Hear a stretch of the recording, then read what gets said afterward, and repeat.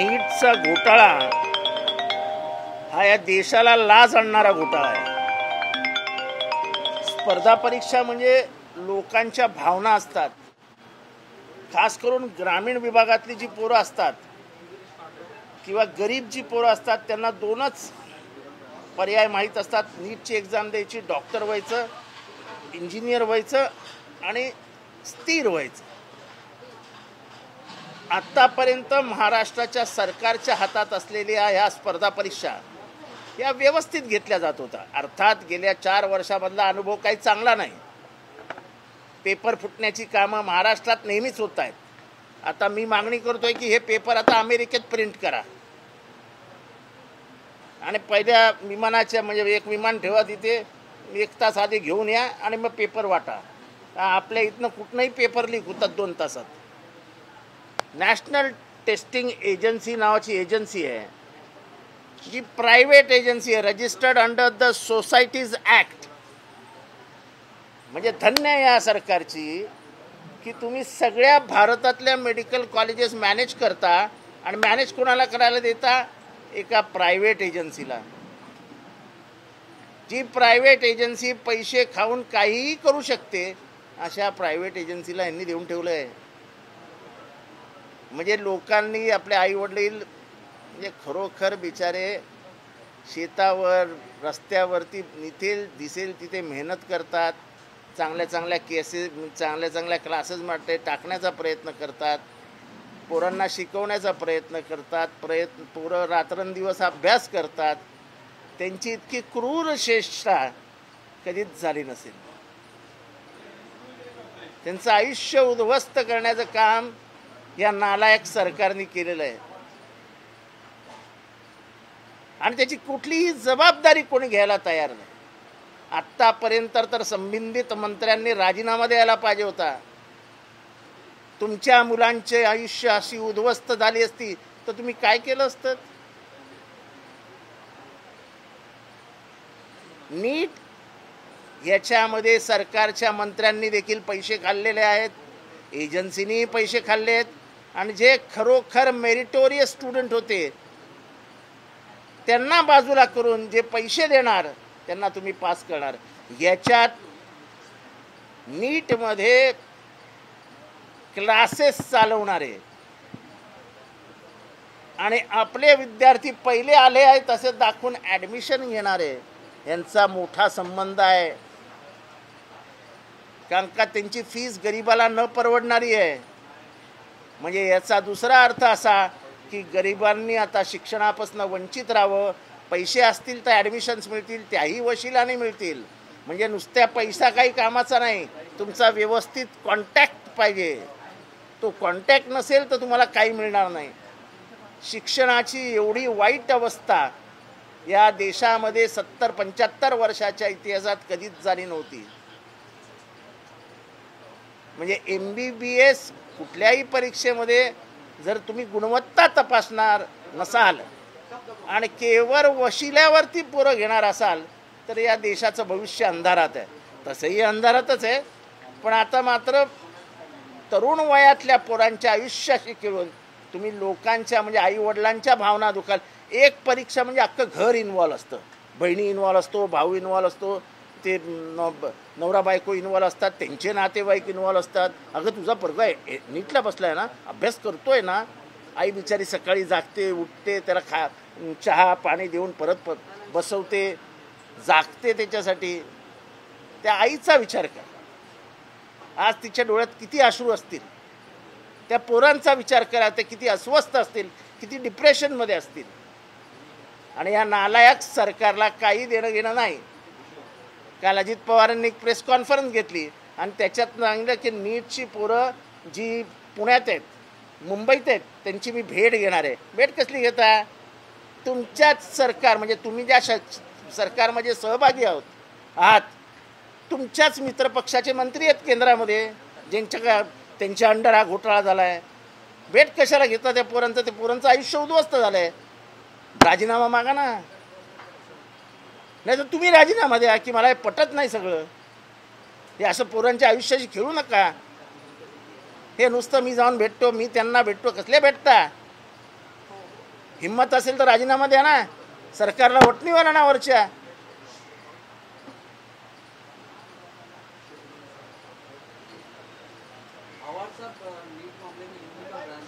लातूर में भी नीट का मामला सामने आया है. 2 लोगों को पहले एटीएस ने डिटेन किया था, बाद में लातूर पुलिस को हैंडओवर किया. बात ये सामने आ रही है कि जिला परिषद स्कूल से जुड़े हुए एक प्रिंसिपल है, लेवल का व्यक्ति और टीचर है, और ये बिहार के कुछ लोगों के संपर्क में और दिल्ली के गंगाधर नाम के व्यक्ति के संपर्क में थे नीट पेपर लीक को लेकर. नहीं, ऐसा बात ऐसी है कि नेशनल ट्रेनिंग एसोसिएशन कुछ है, एनटीए, एक प्राइवेट बॉडी को तुम इतना बड़ा, मेरे देश के फ्यूचर का हिस्सा है कि यही एमबीबीएस के स्टूडेंट आगे जाके गायनेक बनेंगे, गायनेक स्पेशलिस्ट बनेंगे, न्यूरो सर्जन बनेंगे, यूरो सर्जन बनेंगे, तुम्हारा पेडियाट्रिक सर्जन बनेंगे. यानी पूरा शरीर अपना उनके हाथ में है. वो क्या काम करेंगे? 5-10 करोड़ रुपया देके अनपढ़ आदमी अगर डॉक्टर होगा तो तुम्हारे और मेरे पेट के बगैर छाती का ऑपरेशन कर देगा.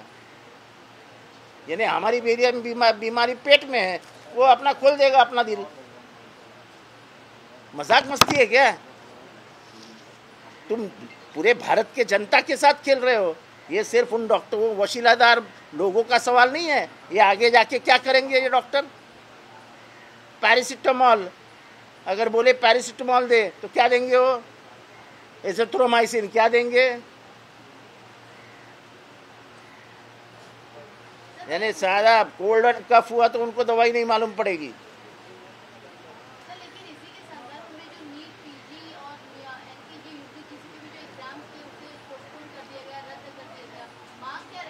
अरे पोस्टपोन किया, ये किया, वो किया, लोगों का साल तो बर्बाद हुआ ना.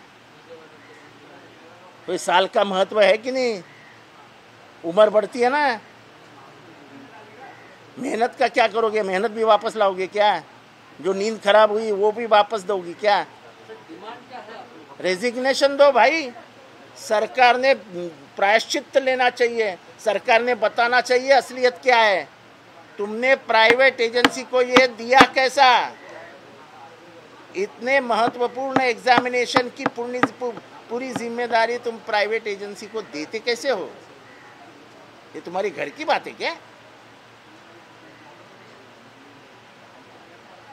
लाखों करोड़ों लोग जुड़े हैं एक एग्जाम से, क्योंकि सबके माँ बाप की इच्छा होती है कि मेरा बच्चा डॉक्टर बने, मेरा बच्चा इंजीनियर बने. उन माँ बाप की आशाओं का क्या करेंगे? उन्होंने जो सपना देखा था उसका क्या करोगे? और हम 3 महीने के बाद हमारी सरकार आती है तो हम नीट लेने नहीं देंगे. हम महाराष्ट्र के लेवल पे एग्जामिनेशंस लेंगे और जो महाराष्ट्र की पूर्व परंपरा थी, हमारी एमबीबीएस की सीट्स हम लोग खुद भरेंगे. केंद्र पे हमारा कोई विश्वास नहीं रहा है.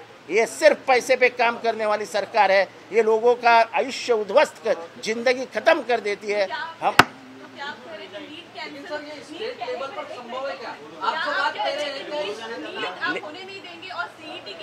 अरे लेट मी स्पीक. हम बोल रहे हैं कि हमें नीट पे पहले से ही शक था. जैसे दक्षिण राज्यों में कहा गया है कि हमें नीट नहीं चाहिए, वैसे महाराष्ट्र की भी मांग रहेगी कि हमें नीट नहीं चाहिए. स्टेट ऑर्गेनाइज्ड एग्जामिनेशन हम करवा लेंगे. हमारी सरकार आएगी तो ये बराबर परीक्षा पार की जाएगी. टेक्निकली क्या ये पॉसिबल है? क्योंकि पहले ये देखो, ये फेडरलिज्म का ये अधिकार है. ये तो नीट वगैरह ये जो सब कर रहे हैं ना, ये फेडरलिज्म पे तोड़ा मार रहे हैं. स्टेट के कुछ अधिकार है. आपकी मनमानी ने ही बर्बाद कर दिया लोगों को. आपकी मनमानी जो थी उससे ही बर्बाद हो गए लोग. बर्बाद हो गए घर, बर्बाद हो गए स्टूडेंट्स और बर्बाद हो गए उनके माँ बाप. इसकी जिम्मेदारी कौन लेंगे? सर, एक सवाल इससे हटकर है. बॉम्बे हाईकोर्ट में पिटीशन फाइल किया गया था कि शैक्षणिक संस्थानों में हिजाब को इजाजत दी जाए, लेकिन कोर्ट ने आज इस पिटीशन को डिसमिस कर दिया। हिजाब पहनने की इजाजत कोर्ट ने नहीं दी है किसी भी शैक्षणिक संस्थान, कॉलेज से। तो मैं सिर्फ नीट पे बोलने को आया था, क्योंकि सुबह से जब मैं पढ़ रहा था तो मुझे मेरे माँ की याद आ रही थी, जो सुबह 4 बजे उठ के मुझे उठाती थी और कहती कि बैठ, अभी सुबह दूध लेती थी, गरम करती थी, उसमें थोड़ा सा कुछ डाल के मुझे पिलाती थी। माँ बाप की जो मेहनत है। सर, एक स्टेटमेंट हिजाब पर जो कोर्ट का वर्डिक्ट आया है, नहीं, मैंने पढ़ा नहीं ना, मैं सिर्फ नीट से परेशान हूँ। मी से फक्त नीट वरती परेशान आहे सकाळपासून, मला काही सुचत नाही, मी एवढा अस्वस्थ आहे। पाण्याचा मुद्दा होता सर, पुलिस म्हणून एक संस्था आहे, कंप्लेंट फाइल की महाराष्ट्र कनेक्शन इसमें दिखाई दे रहा है, इसका रूट महाराष्ट्र में हो सकता है, ऐसी अटकलें लगाई जा रही है। बिहार तक कनेक्शन देखो, ऐसा है, रूट कहीं पे भी हो, केंद्र सरकार की कोई जिम्मेदारी है या नहीं? केंद्र सरकार ने अभी तक इस पे खुलासा क्यों नहीं किया? केंद्र सरकार के जो मंत्री हैं, जिनके हाथ के नीचे एग्जामिनेशन हुई, उस बेशरम आदमी ने आज तक इस्तीफा क्यों नहीं दिया? तुम क्या लोगों के जिंदगी से खेलते हो? मजाक समझते हो? सर एक मुद्दा आहे पाण्याचा की, अरे सर महत्त्वाचा मुद्दा आहे सर, पाणी टंचाई।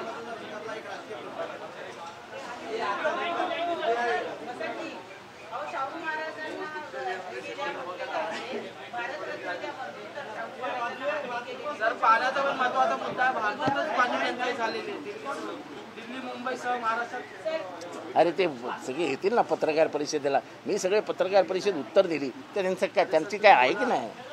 काय बोलतात?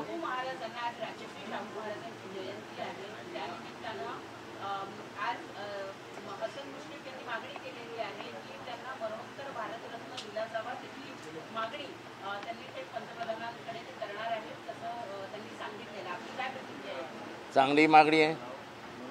राजर्षी शाहू महाराज यांच्याबद्दल संविधानकर्ते डॉक्टर बाबासाहेब आंबेडकरांनी लिहिलेलं आहे की म्हणजे शाहू महाराजांची जयंती हा एखादा सण म्हणून साजरा करा। संविधानकर्ते डॉक्टर बाबासाहेब आंबेडकरांना घडवण्यामागे डॉक्टर बाबासाहेब आंबेडकरांचं आयुष्य घडवण्यामागे शाहू महाराजांचं मोठं योगदान आहे। पहिल्यांदा रिझर्वेशन, जगभरातलं पहिलं रिझर्वेशन, जगात सगळीकडे अफर्मेटिव्ह ॲक्शन म्हणून एक रिझर्वेशनची परंपरा आहे, पण जगामध्ये पहिलं रिझर्वेशन शाहू महाराजांनी सुरू केलं। सर्व समाजासाठी हॉस्टेल्स बांधले, स्पृश्य अस्पृश्य, मनुवाद, कर्मकांड, याला सगळ्याला विरोध भारतामध्ये पहिल्यांदा कोणी केला असेल तर तो शाहू महाराजांनी केला। अशा या थोर दूरदृष्टीच्या म्हणजे तो नेता होता, ते राजे होते, ते जनतेचे राजे होते, ते जनतेतनं आलेले राजे होते, त्यांना भारतरत्न हे मिळालंच पाहिजे। त्याचबरोबर ज्योतिबा फुले आणि सावित्रीबाई फुले यांनाही भारतरत्न दिलं पाहिजे, ही आमची पूर्वपासून मागणी आहे। कारण का भारताची ओळख म्हणजे उत्तर प्रदेशातही तुम्हाला आंबेडकर नगर आहे, फुले नगर आहे, जिथे जिथे बहुजनांचा उत्कर्षाचा प्रश्न येतो तिथे फुले, शाहू, आंबेडकर येतात। त्यापैकी फुले आणि शाहू यांना संयुक्तरित्या तुम्ही भारतरत्न द्यावं असं वारंवार पत्र मी केंद्र सरकारला लिहिलेलं आहे।